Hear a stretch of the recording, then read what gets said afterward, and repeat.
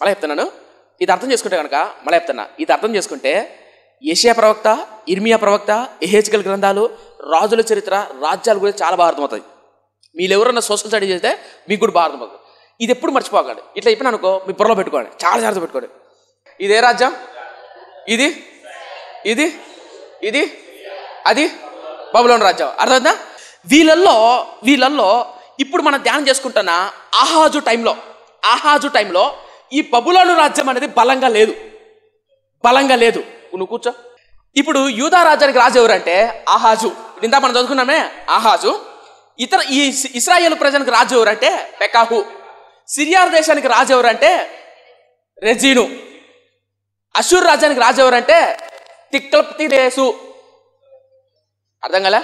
తిగ్లప్తిలేసు కనిపిస్తుంది కదా? రైట్, వదిలిపెట్టేసేయండి. కానీ పేర్లు గుర్తుపెట్టుకోండి. యూదా రాజ్యం, ఇశ్రాయేల్ రాజ్యం, సిరియా రాజ్యం. ఇది గుర్తుంటే చాలా బాగుంటుంది. యూదా రాజ్యం పక్కనే ఇశ్రాయేల్ రాజ్యం ఉంటుంది. ఇశ్రాయేల్ రాజ్యం పైన సిరియా రాజ్యం ఉంటుంది. దీనిపైన పక్కన అషూర్ రాజ్యం ఉంటుంది.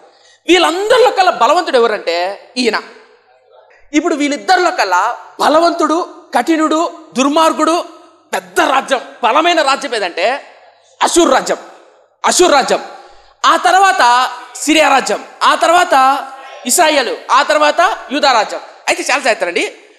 ఇప్పుడు మేము ప్రశ్న అడుగుతా, ఈ 4 రాజ్యాలకు దేవుడు ప్రవక్తలు పంపాడు. చెప్తారా ఎవరో? చెప్పిన 10,000 కట్ట. వీళ్ళకి చెప్తారు వాళ్ళకి చెప్పలేరు కదా. యెషయా, ఇర్మియా ఇలా అది కాదు. యూదా రాజ్యానికి చాలా మంది ప్రవక్తలు ఉన్నారు. ఇశ్రాయేల్ రాజ్యానికి చాలా మంది ప్రవక్తలు ఉన్నారు. సిరియాకున్నారా? ఏ ప్రవక్త? హోషేయ ప్రవచించాడు. ఏమని ప్రవచించాడు? ఏమని వద్దులే కానీ ఎక్కడ? సిరియా ప్రాంతానికి. పోనీ అషూరు మీకు అర్థం కదా? ఇప్పుడు నేను చెప్తాను. ఇప్పుడు ఈ అషూర్ రాజ్యానికి ఎవరు ప్రవచించారు చెప్పాను. సండే స్కూల్ పిల్లలు కూడా చెప్తాడు. ఆగండి, దానిలో కాదు. రైట్, నేను చెప్తాను. నేను చెప్తాను. ఇది యూదా రాజ్యానికి రాజధాని ఏది? ఆగండి. తెలంగాణకు రాజధాని ఏంది? త్వరగా చెప్పండి, లేట్ అయిపోతుంది. తెలంగాణ రాజధాని ఏది? తమిళనాడు రాజధాని ఏది? చెన్నై. అదేనా? కర్ణాటక రాజధాని ఏది?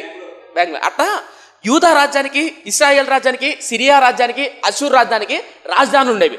ఆ రాజధానుల్లో ఈ రాజులకు కోటలు ఉండేవి.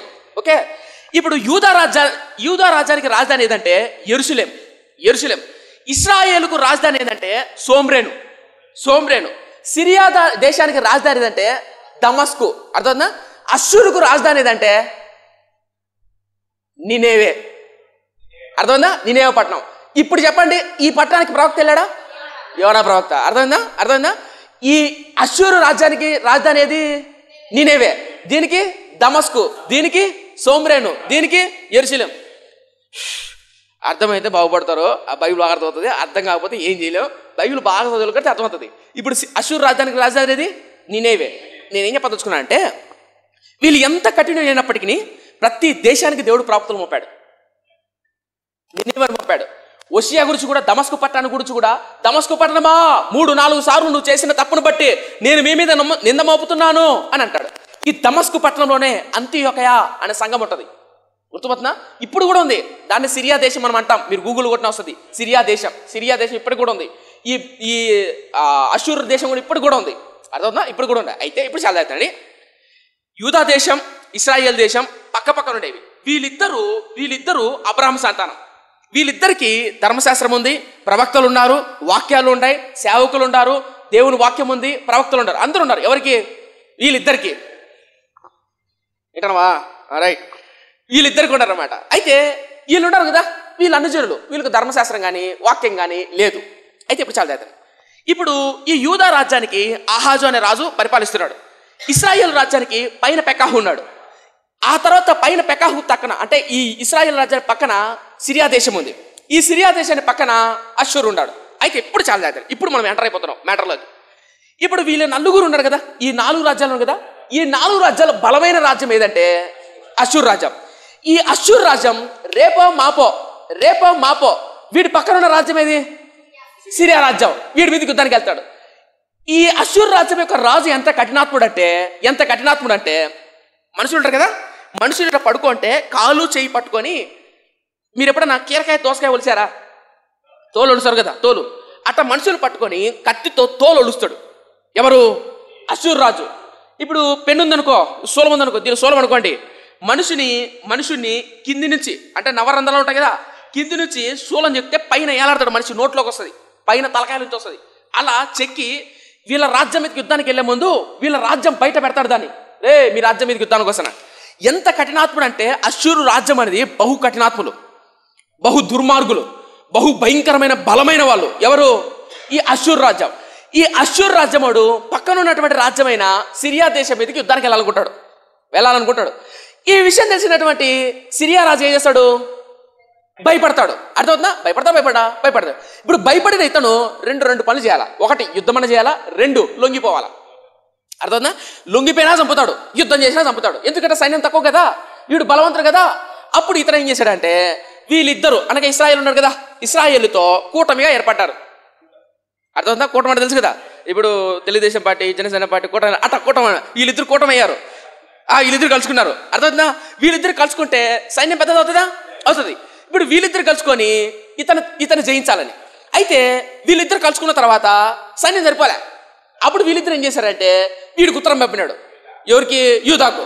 వీళ్ళిద్దరు ఏమని పంపినారంటే, ఒరే యూదా, నువ్వు మాతో పాటు కలువు, మనం ముగ్గురం కలిసి వాడిని వేసేద్దాం, అశ్షూరు రాజ్యాన్ని వేసేద్దాం. అది ప్లానింగ్ అనమాట. అర్థమవుతుందా? ఇప్పుడు ఆహాజ్ ఏంటంటే, వీడు ఎక్కడో ఉన్నాడు, వీడు ఇంజోలికి రాడు. మీకు అర్థమవుతుందా? ఆ అశ్షూరు రాజ్యం ఎక్కడో ఉంది, యూదా రాజ్యం జోలికి రాడు కాబట్టి నాకెందుకు వచ్చిన గొడవ ఇదంతా, నేను గొమ్ముకుంటా, నేను బోను, నాకు అవసరం లేదు అని గొమ్ముకుంటాడు. వీడు గొమ్ముకుంటే వీళ్ళిద్దరు ఊరుకుంటారా? రాబోయ్, నువ్వు రాకపోతే నీ దగ్గర ఉన్న సైన్యాన్ని నేను తీసుకుంటా అని వీళ్ళిద్దరు గొడవ వేసుకుంటారు. ఎవరి మీదకి? యూదా రాజ్యం మీదకి. పాపం వీడేమో యూదా రాజు భయపడుతున్నాడు. అర్థమవుతుందా? వీడి పేరేం పేరంటే ఆహాజు. ఇలా యూదా రాజు భయపడుతూ ఉంటే అప్పుడు ఎంటర్ అవుతాడు. ఎవరు? రాయన ఇటు చూడు, వచ్చాడా కెమెరాలోకి, ఈ పేరు కనాలి, యెషయా ప్రవక్త వచ్చాడు. అర్థమవుతుందా? అప్పుడు యెషయా ప్రవక్త ఈ యూదా రాజు చెప్తాడు, అచ్చా భయపడాకు, నేనున్నా, అంటే నేను కాదు, దేవుడు ఉన్నాడు నీ పక్షాన అని ఇతడు ప్రార్థన చేసి ప్రవచనాలు చెప్పి బలపరుస్తూ ఉంటాడు. ఎవరిని? యూదా రాజ్యం. ఈ యూదా రాజ్యాన్ని ఆహాజు ఎలాంటి వాడంటే పరమ దుర్మార్గుడు. అర్థం కాలేదు? అర్థమైందా? ఇప్పుడు పక్కన ఉన్నటువంటి యెషయా ప్రవక్త భుజం తట్టి ధైర్యపరిచి బలపరిచి, నా మాటేనరా, దేవుడు తోడున్నారా, వీళ్ళు ముగ్గురు వచ్చినా, ఇదో నీ ఎంటుకుందే, ఒక్కడు కూడా ఏం చేయలేరా, నువ్వు భయపడొద్దురా అంటాడు. ఎవరు? యెషయా ప్రవక్త. నువ్వు ధైర్యంగా ఉండరా అని చెప్తాడు. ఎవరు? యెషయా ప్రవక్త. ఎన్నో ప్రవచనాలు చెప్తాడు. ఎవరికి? యూదా రాజుకు. అయితే ఇంతలో వీళ్ళిద్దరు ఉన్నారే, సిరియా రాజు, ఇశ్రాయేలు రాజు. వీడు ఒకటేమని బెదిరిస్తా అంటాడు, నువ్వు మాతో కలుస్తావా లేదంటే వేసేయమంటావా అని. ఎవరిని? యూదా రాజ్యాన్ని. వీళ్ళిద్దరు బెదిరిస్తాంటారు. ఎందుకు బెదిరిస్తాంటారు అంటే వీడి దెబ్బ తట్టుకోలేక. అర్థం కాలేదా? అర్థమైందా? ఏమర్థమైంది? అశ్షూరు రాజు భయపడి వీళ్ళిద్దరు కూటమయ్యారు. వీళ్ళ దగ్గర ఉన్న బలం సరిపోలే.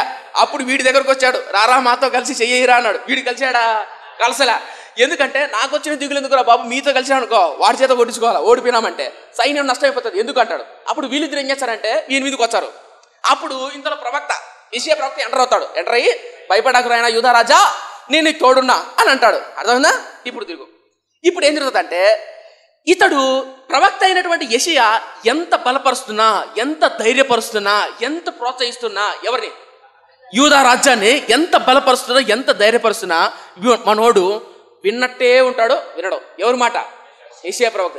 యెషయా ప్రవక్త ఎంత దగ్గరుండి భుజం తట్టి ధైర్యపరిచి బలపరిచి, హైట్ ఉన్నాడులే కొంచెం రైట్ అని బలపరిచి ధైర్యపరుస్తా అంటే వినడు. ఎవరి మాట? యెషయా ప్రవక్త మాట. ఎవరు? యూదా రాజు. వినడు. వినకపోగా ఏం తెలుసా? చదువుదామా చెప్పంటారా? ఇట్లా చెప్పుకొని వెళ్ళిపోయినట్ట చదవమంటారా? చదువుదాం, బాగుంటుంది.